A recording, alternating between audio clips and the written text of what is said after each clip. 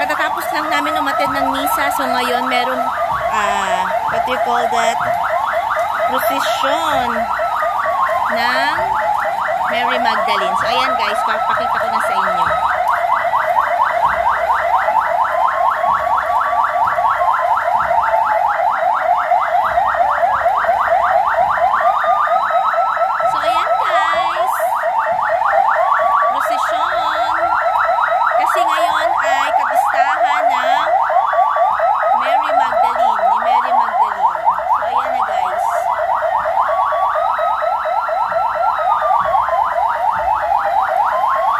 Rain or shine, nagtuloy-tuloy ang prosesyon ni Mary Magdalene, guys. Kasi nga, kailangan nating ipagdiwang ang kapistahan ni Maria Magdalena.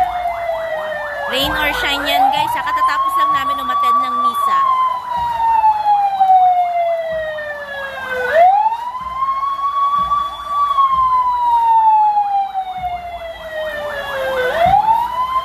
Ayan nga pala si San Lorenzo. Ang imahen ng ating patron din dito sa ating barangay na si San Lorenzo Ruiz. Ayan guys. Ang daming nakisala ko kahit na umuulan.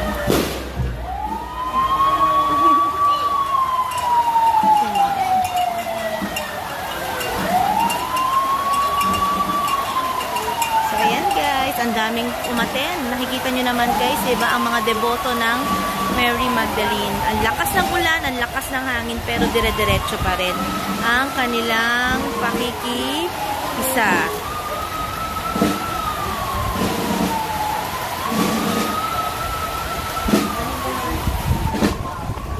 So guys, antayin natin ang karakol sa Sabado.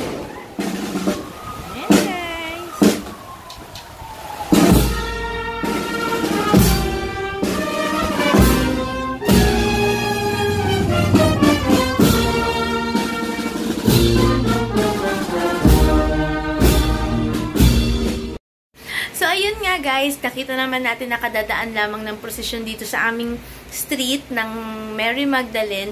Ayan guys, medyo basa pa ako kasi galing din ako sa Holy Mass. Nagkaroon kasi ng Bishop Mass kanina in line for the celebration of Feast Day of Mary Magdalene. And then at the same time is malapit na rin yung karakol sa Saturday na rin yun. So parang preparation na siya sa lahat. So but today is the Feast Day of Mary Magdalene. Nagkaroon nga ng prosesyon, rain or shine yan guys. Kahit umuulan, nakita nyo naman, sobrang malakas ang hangin. Pero ang mga deboto, hindi pa rin sila nagpatinag para ipakita ang kanilang debosyon kay Mary Magdalene. So, kilala naman natin guys si Mary Magdalene guys. So, a bit tip lamang. Konting info bit lang. So, si Mary Magdalene nga pala guys ay syempre kilala natin na makasalanan siya sa Bible.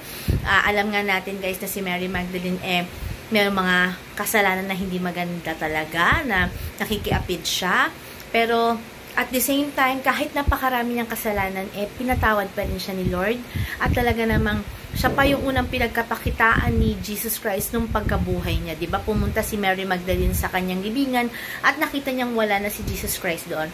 So, in that way talaga naman pinapakita na pinatawad siya ng Diyos dahil kahit na makasalanan siya, talaga naman binigyan siya ng pagkakataon para magbagong buhay. So, guys, pwede natin i-apply sa buhay natin yan. Kung tayo man may mga nagagawang mali at hindi tama, alam natin hindi pa huli at pwede pa tayong magbago. So, happy feast day sa ating patron na si Mary Magdalene. So, don't forget to subscribe, like, and share my video. Any info, guys, or info bit na pwede nyo i-share, just comment down. Okay? Bye, guys!